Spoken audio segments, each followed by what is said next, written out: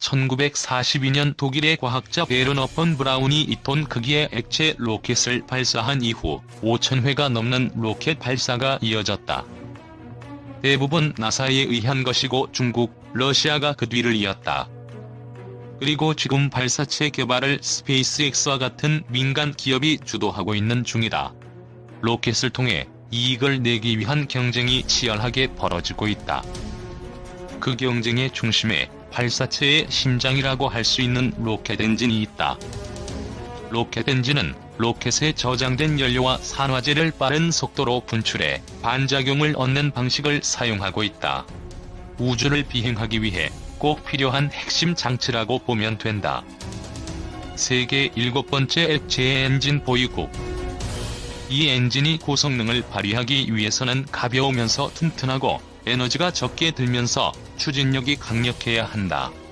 또한 발사서부터 비행에 이르기까지 시시각각 급변하는 상황에 대처할 수 있는 능력을 지니고 있어야 한다. 그동안 우리나라는 한국항공우주연구원을 통해 2021년 발사 예정인 한국형 발사체 누리호에 사용될 75톤급 추력의 신형 액체 로켓 엔진을 개발해왔다. 그리고 28일 오후 4시 고흥 나로우주센터에서 이 엔진이 장착된 시험 발사체를 성공적으로 발사하는 데 성공했다. 로켓은 발사 151초 이후 엔진이 꺼졌고 최대 고도 209km까지 오른 뒤 발사장에서 남동쪽으로 429km 떨어진 제주도 인근 해상에 떨어졌다. 발사가 완료된 후 과학기술정보통신부 이진규 1차관은 목표 엔진 연소 시간인 140초 이상을 달성해 시험 발사체가 정상적으로 발사됐다고 말했다. 이로써 한국은 미국, 러시아, 중국 등에 이어 75톤이 넘는 중형급 로켓 엔진을 보유한 세계 7번째 국가가 됐다. 이번에 개발한 75톤급 엔진은 액체 산소와 케로신을 사용하는 가스 발생기 사이클의 액체 연료 엔진이다. 진공 주력은 75톤, 진공 비주력은 298S이며 재생냉각 방식을 사용한다. 2021년 외국의 기술 도움 없이 순수한 한국형 로켓 기술로 발사 예정인 누리호는 3단으로 구성되어 있다. 1단에는 75톤급 액체 엔진이 4개의 묶음으로 장착되고 2단에는 75톤급 액체 엔진 1기, 3단에는 7톤급 액체 엔진 1기가 장착된다. 향후 과제는 1단에 들어갈 4개의 액체 엔진 묶음과 3단에 있는 액체 엔진들이 외부에서 발생한 강한 진동에서 서로 영향을 주지 않으면서 각각의 역할을 제대로 수행해낼 수 있도록 정교하고 유기적인 비행 제어 기술을 완성하는 일이다. 우주강대국 견제 속에 이뤄낸 성과. 고정환 한국형 발사체 개발 사업본부장은 2021년 누리호 발사까지 가야 할 길이 아직 멀다 고 말했다. 오 본부장은 이어 그러나 이전의 개발 과정도 쉽지 않았다며 같은 방식으로 남은 부분을 성실하게 실험해 나갈 경우 한국형 발사체를 갖게 될 수 있을 것으로 전망했다. 그는 또 한국기술진에 의해 순수한 한국형 기술이 이 액체 엔진 개발에 적용됐다고 말했다. 투입된 인력은 한국항공우주연구원 250여 명, 현대중공업 등 관련 기업이 1000여 명인 것으로 추산되고 있다. 한국에서 발사체 개발이 시작된 때는 1990년대다. 현재 한국항공우주연구원의 전신인 한국항공우주연구소에서 1993년 KSR-1, 1998년 KSR-2를 발사했으나 모두 고체 연료를 사용하고 있었다. 그리고 1993년 러시아에 진출했던 현대그룹이 현지 인맥을 연결해 발사체 사업을 시작했다. 1994년에는 러시아 전문가의 조언을 얻어 국내 최초의 우주 개발 기업인 현대항공우주를 설립하기에 이른다. 현대항공우주는 한국항공우주연구소와 협력해 러시아로부터 기술 이전을 시도했지만 미국의 반대로 이전이 무산됐다. 그러나 헛된 시도만은 아니었다. 당시 현대항공우주를 통해 러시아 기술을 접한 인력이 한국항공우주연구소로 자리를 옮기면서 한국형 발사체를 개발할 수 있는 기반이 마련됐다. 이후 한국에서 본격적인 우주 개발이 시작된 것은 2000년대 들어서다. 이전의 우주 개발을 반대해온 미국이 2001년 MTCR 가입에 동의했다. 2002년에 도입이 결정된 KSLV-1 나로우는 러시아의 액체 로켓 엔진을 채용하고 있었다. 러시아 흐르니체프사는 발사체 비용으로 처음 9억 달러를 요구했지만 2004년 2억 1천만 달러로 가격을 내림으로써 기술 협력이 이루어졌다. 당시 계획에 의하면 발사체의 전체적인 시스템 설계는 한러 기술진이 공동으로 설계해 작업하고 일단 서브 시스템의 설계, 제작, 시험은 러시아에서 담당하면서 한국 기술진이 참여하는 방식을 취했다. 이단의 경우에는 러시아의 기술 지원 및 설계 검토를 받아 한국에서 설계 및 제작을 수행키로 했다. 협력 분위기는 2004년에 한러 우주기술 협력 협정을 맺으면서 더욱 강화됐다. 그러나 러시아 의회에서 기술 유출 방지를 의결하는 등 우주강국의 길은 순탄치 않았다.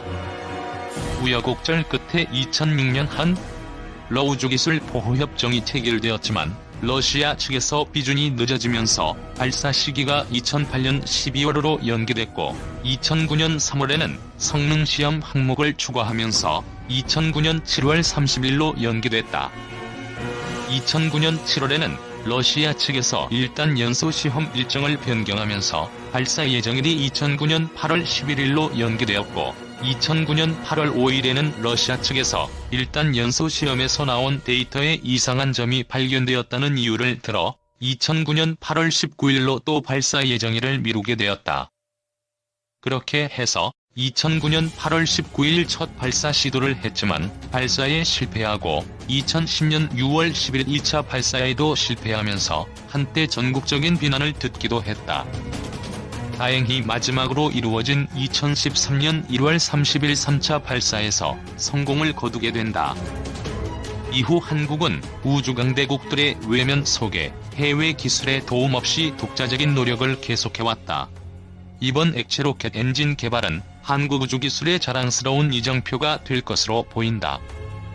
미, 한의 신형 공대공 미사일 판매 승인 총 3천억 원 규모.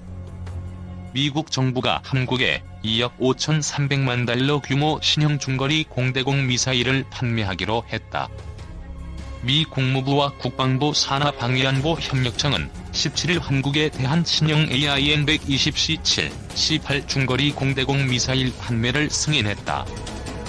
DACA에 따르면 한국의 이번 무기 구매 프로그램은 AIM-120C7, C8 중거리 공대공 미사일과 지원 및 보수 장비, 운송 관련 장비 등 총 2억 5,300만 달러 규모에 달한다. AIM-120C7, C8 미사일은 미방산업체 레이시운사가 개발한 사거리 70에서 180km의 중거리 미사일로 능동 레이더를 탑재해 발사 후 조종사가 미사일을 유도할 필요 없이 미사일이 스스로 적기를 찾아 비행할 수 있다. 우리 군 당국은 2013년 계획을 수립하고 핵심 공중전역인 F-15K, KF-16, F-35 전투기에 탑재 가능한 AIM-120C7, C8 미사일을 구매해왔으며 국무부의 이번 승인은 남은 분량에 대한 것으로 알려졌다. 국무부는 한국의 이번 구매 계획이 인도태평양 사령부 전구에서 가장 밀접한 동맹국 중 하나인 한국의 합법적인 안보와 국방 수요를 충족시켜 미국의 외교정책과 국가안보 목표를 뒷받침할 것이라고 설명했다.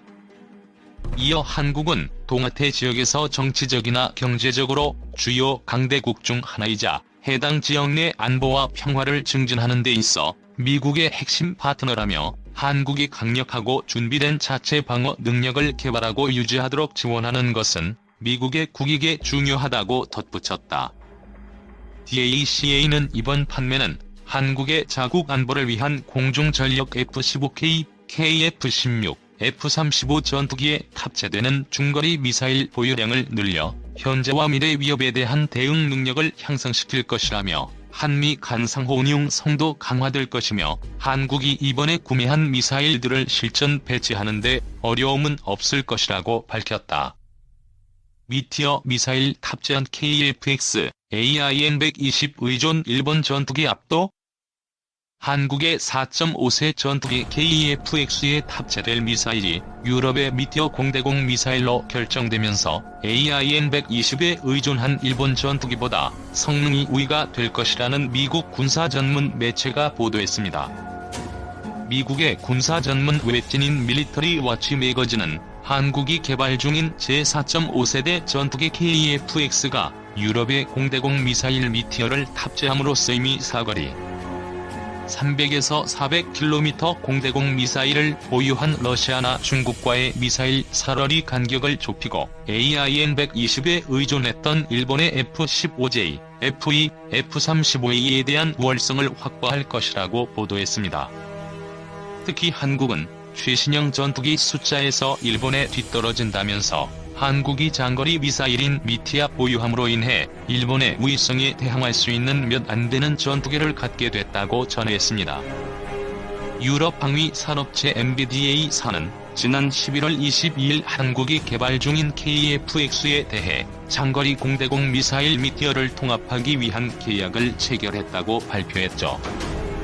이 계약에는 KF-X로의 통합 작업 지원과 노하우, 이전, 각종 시험 장치의 공급이 포함됐습니다.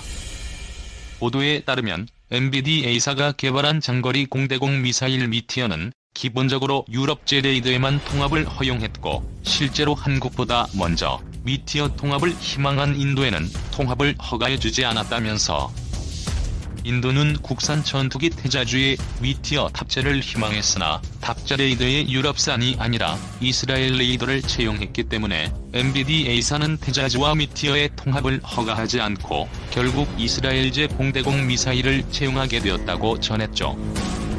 일각에서는 KF-X에 탑재되는 레이더는 한국의 한화 시스템이 개발한 국산 레이더여서 인도와 마찬가지로 미티어가 통합 허가될 리가 없었지만 한국의 최신형 레이더 개발에 스웨덴의 샤브사가 레이더 소프트웨어 개발에 협력하고 있기 때문에 미티어 통합 허가가 내려진 것이 아닌가 하는 분석이 나옵니다. 한국의 KF-X는 당초 미국 AIM-120이나 AIM-9을 탑재할 예정이었으나 KF-X로 통합하기 위한 무기 데이터 공개를 미국이 거부하자 AIM-120 대신 미티어를 AIM-9 대신 아이리스-T를 탑재하게 된 것이다. 여기서 미티어는 사거리 최대 300km의 장거리 공대공 미사일이고 아이리스-T는 사거리 35km의 열추적 공대공 단거리 미사일입니다.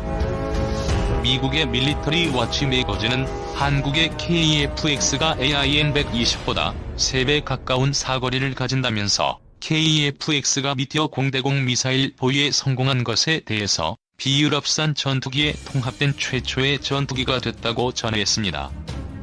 다만 일부 전문가들은 일본이 영국과 현재 미티어의 업그레이드 모델인 공대공 미사일 AAM-4B의 액티브 레이더 호밍 시커를 탑재한 신형 공대 미사일을 공동 개발 중이며 2023년도에 탑재할 예정이라고 발표하고 있어 일본도 차세대 전투기에 미티어를 탑재할 전망입니다.